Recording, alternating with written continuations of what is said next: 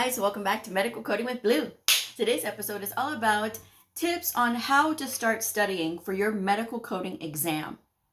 If you're brand new to my channel, welcome. I am Blue. I'm a medical coder. Okay, guys. So first things first. Of course, this episode was inspired by a viewer comment that I got. But here's the thing. I've been getting a lot of these comments lately on people when they're saying, well, I'm about to start studying for my exam, the CCA, the CCS, Ccs-P, or the CPC. And I don't know where to start. And I have not been responding only because my channel is so full of videos on how to study, my tips on successful taking the test, right? And so there's a lot of information on my channel about it. But this one kind of struck me a little bit different because this isn't that the person's not listening. This is because they're panicking. And I think we have to address that separately because this is sheer panic. This message I'm going to read is all about panic. So if this is happening to you, I hope that you'll pay extra attention to this because panic is an emotion, right? That gets in our way of doing things. And it can rob us of progressing and doing things and preparing ourselves because we're so preoccupied with feeling panicked. So hopefully this will help you if this is your situation out there. But guys, please look through the videos. The last video specifically I did on this particular subject, it was, where did it go? Where did it go? Okay, the last one I did specifically on this was June 22nd, 2023. That was when it aired, okay? So it was called Tips to Pass a Medical Coding Exam, right? People watched the video. I know they did because it clearly shows that people did. However, there's a lot of tips on my channel about setting up a study schedule and, getting yourself within 90 days of being prepared for an exam. Okay, so let's go ahead and read the comments. So here we go, and thank you to the viewer who made the comment. So they said, hi, Blue, and I just signed up for the CCA exam. I'm continuing on for my associate's degree. I didn't know that I will be taking the CCA right now. CCA, if you don't know, is a Certified Coding Associate, and that is the entry-level certification with the American Health Information Management Association. It is not an apprentice, okay? Just so you guys know, it's entry level. There's a difference. I feel like everything I've learned to this point has vanished. Where do I begin studying for this exam? I know that that's a broad question, but I'm afraid right now. I hope you will be able to point me to a beginning or starting point. I'm wanting to take the exam by the end of January or the beginning of February. I'm still awaiting the link to schedule the exam. I've excelled in the classes, but to me, I don't feel I have what it takes to take the exam. I hope you will respond.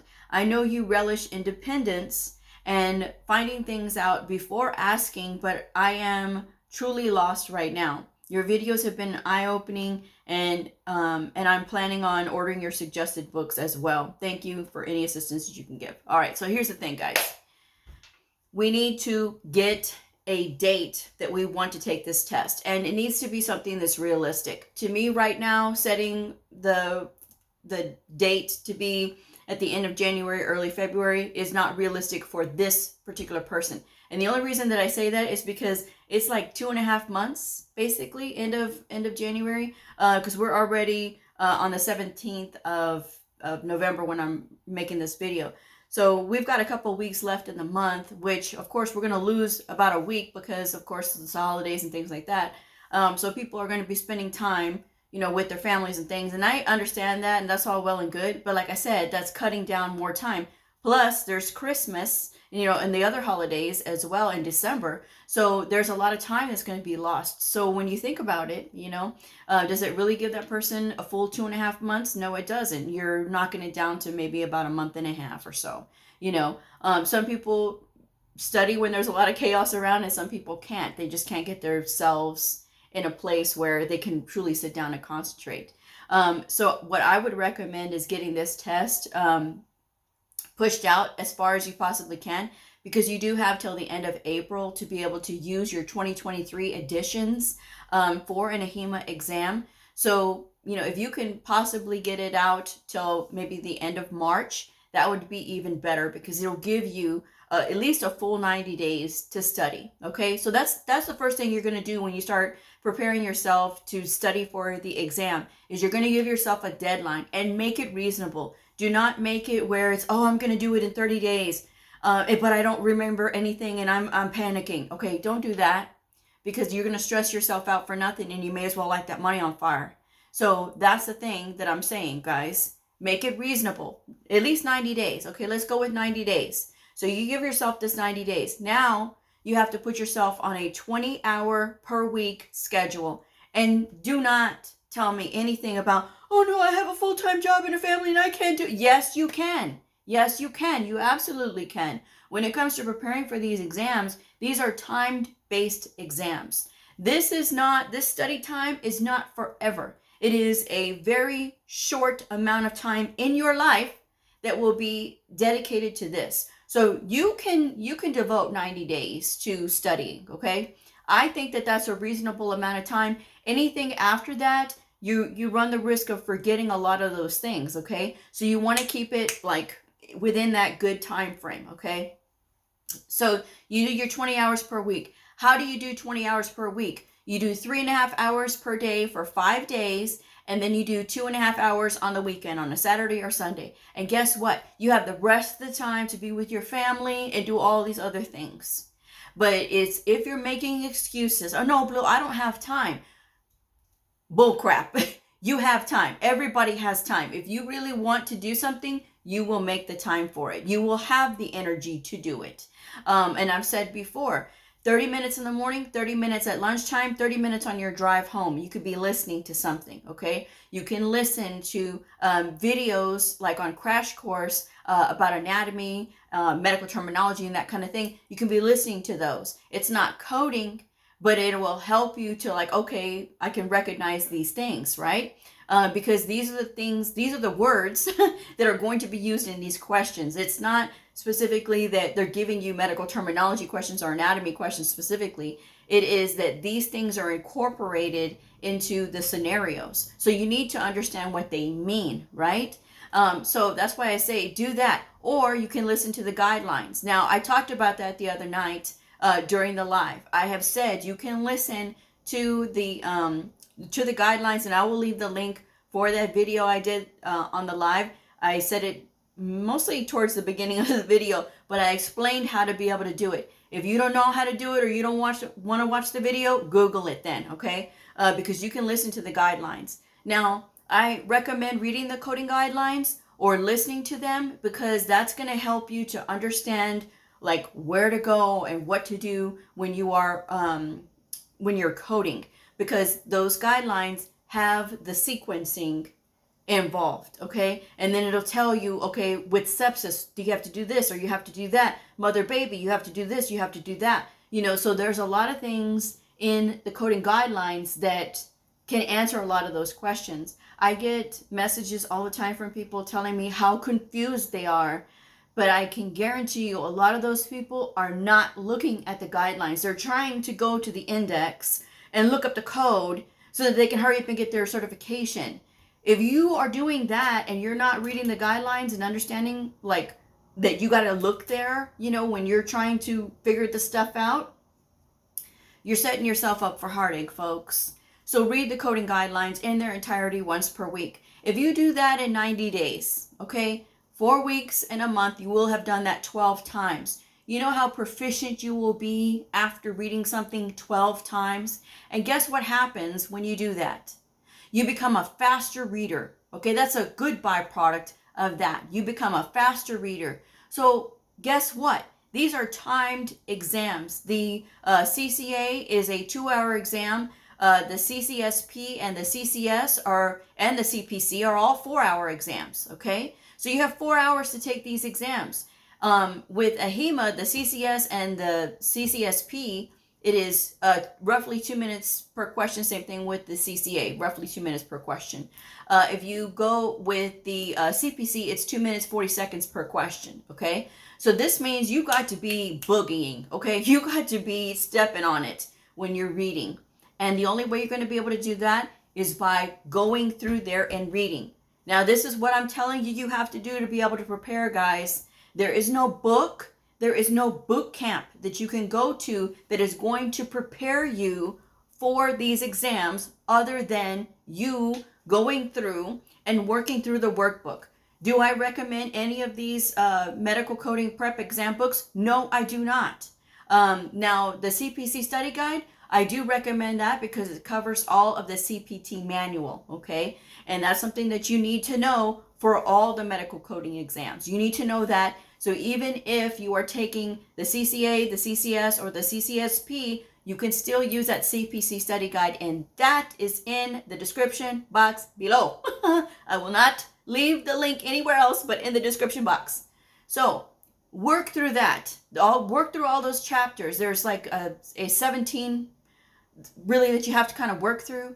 So when you're working through those, you can break those down by all the weeks that you have to study. Okay, you have 12 weeks to study. So you break that down. So that's what, a little over a chapter a week, right? That you're going to be working through that workbook again. Even if you work through it while you were in the school, you need to work through it again to prepare yourself for the exam.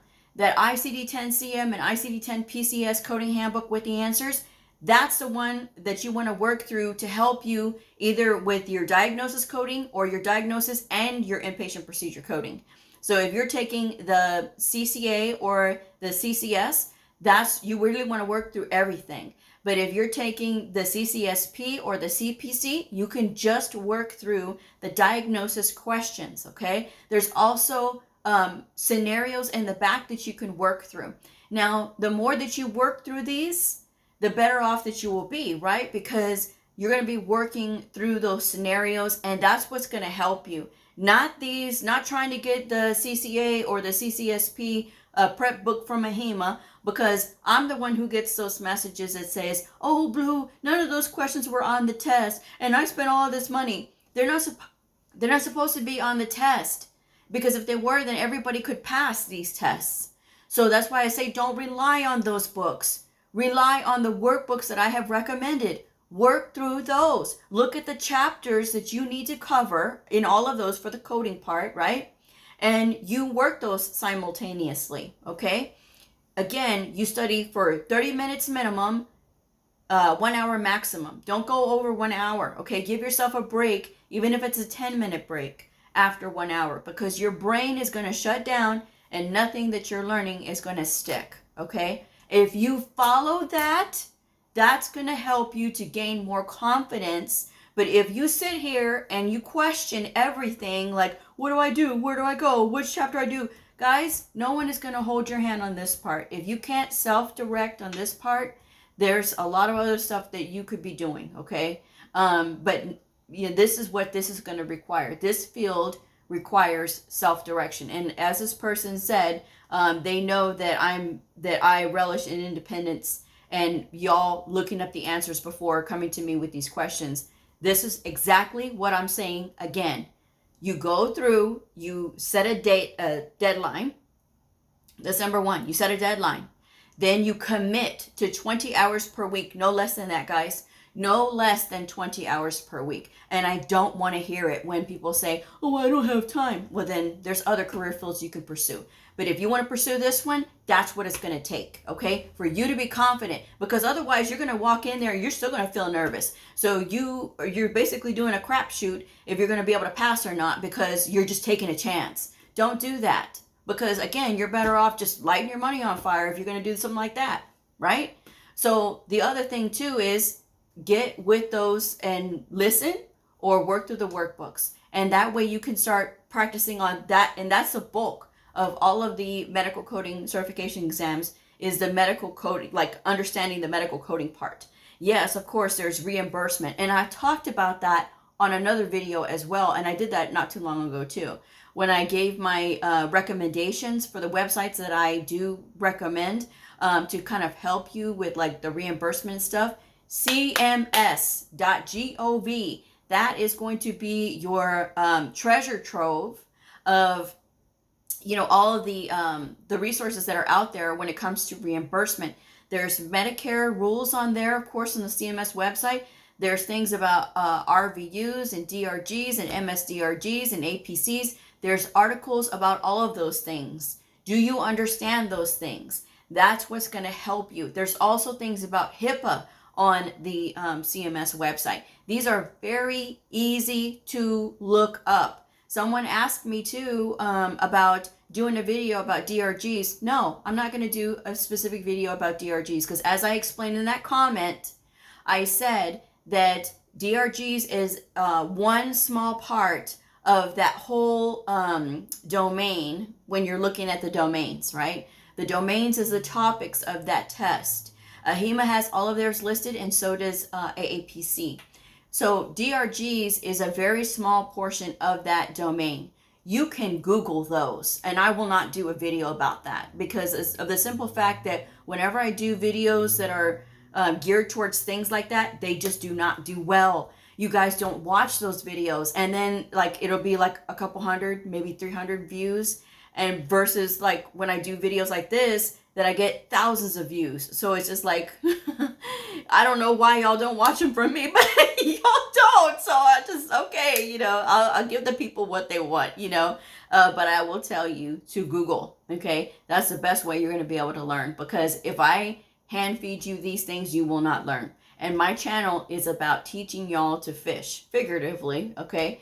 Because the saying goes, if you teach a man to fish, you feed him for a lifetime. If you give a man a fish, you only feed him for a day. So I want y'all to be able to have these skills to be able to do these things. And please don't sit there and say, well, where do I go? Where do I go? When I just said workbooks, work through those workbooks. Read the articles on CMS about reimbursement if you like. You can always check out a book at the public library if you want to. And that's a free resource. And for those of you who are telling me, oh, Blue, I really need help, but I don't have any money. Guys, my channel is also based on helping y'all with resources that are out there for free. I have recommended justcoding.com. Justcoding.com has a free subscription, and they have a paid subscription. And for those that I have told about the free membership one, they have like 5-question coding quizzes, and it's broken down per subject: ICD-10-CM, CPT, and ICD-10-PCS. So you have procedures that you can look up. Do you know I've had people complain, oh, those were so easy and it's multiple choice. Why don't you cover up the answers so that way you can challenge yourself to look up the codes and then see if your code was there? So, that's a free resource that's out there for free that can help you. Don't insult free resources, guys, because they're there to help you. If you don't take advantage of those, then you're the one who's missing out, right? And a HEMA, if you are a member of a HEMA, or even, you don't even have to be a member of a HEMA, because some of those articles are out there for free. When we talk about like queries and things like that, physician queries, those are free. The ethical guidelines and standards, they're also on the website, and they're also free to access for anybody to access. There's lots of articles that are out there that a HEMA does. And yes, some of those articles are locked down for members only, and that's okay. But there's a wealth of free information out there. So that's what you want to do. Once you start getting on yourself, like to practice, to go over all those coding scenarios, and if you get stuck, and if you say, well, Blue, I just don't understand like this procedure coding, or I don't understand mother baby and I need help, you need to find yourself a mentor. And I've always recommended that too, guys. I have never, even though I'm a tutor, I have never tried to push my tutoring services on anybody. I say it's there and it's available because some people will request me specifically, and that is fine. But I have also said to find a mentor. A mentor will help you for free. And then there's also other tutors that are on LinkedIn. You can go and make a post on LinkedIn and ask is anybody here a tutor? What are your rates and that kind of thing. So that may help you, and if you don't want me, that's fine. That's fine, guys. There's plenty of other tutors out there with different rates and things like that. Okay. Everybody has their own thing because they do their own thing, and everybody has their own business model. Okay. So that's just what you have to know. But you did not forget anything. Okay. Let's just make that very clear. If you are in this situation and you're just panicking right now, stop and get yourself with those books, okay? And then get yourself comfortable with your coding manuals as well. If you are writing, tabbing, highlighting, and you're taking an AHIMA exam, that is no bueno. Because if you look in the candidate hand guide, it says handmade tabs are not allowed. You can have the tabs if you are using the CPT manual because they come with their own tabs, and if you have them and they came with a book, then that's okay. AHIMA says you can use those. I still recommend not having them on your books because of the simple fact that tabs will get in your way. They will rip your books. And if I see somebody with a bunch of tabs on their books, that tells me 98% of the time, and for those of you who did not hear me, 98% of the time, because there's always a 2%, okay? 98% of the time, those people are not comfortable with their books. They've not been studying enough. That's why I said there's 2% that do study and they have tabs on their book. So that's okay. But 98% of the time, it's the latter. It's people who are not studying at all. And they're just trying to tab and write all these notes because that's what they hear and that's what they think that they need. These books already have all of the information in them. You just have to learn to read them. So practice, practice, practice with the coding. It will come back to you. And again, we have to stop this negative panicking thinking because that's not going to help you right now.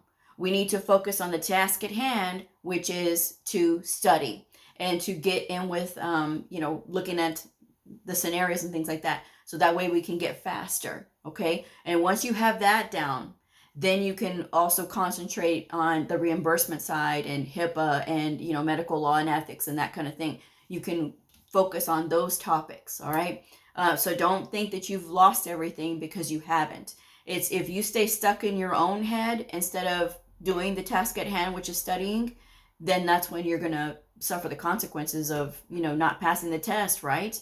Or just taking that crapshoot and just, saying, oh, let's just see if I can pass. If you pass, great. But it still doesn't, keep you from needing to study, because when you get out in the real world, you will have to be tested on your knowledge and things like that. So I would recommend to continue to study. So that's just what I would have to say. I do have my Patreon channel. I am going to plug my channel for just a second. Patreon is a lot like YouTube, except I post a bunch of exercises and things like that during the month. And then once a month, I have a live study hall session with my Patreons who pledge $10 and above.